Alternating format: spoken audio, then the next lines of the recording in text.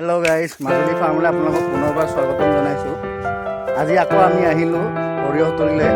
সৰিয়হ প্ৰায় বুঢ়া হৈছে আৰু পকিব হৈছে আৰু এসপ্তাহমানৰ পিছত তুলিবলৈ হ'ব আৰু মই এবাৰ দেখুৱাই দিছোঁ। এয়া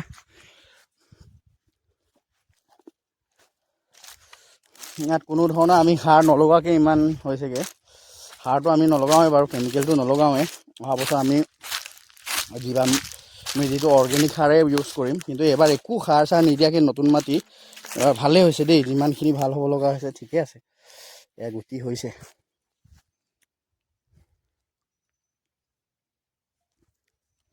এয়া সৰিয়হ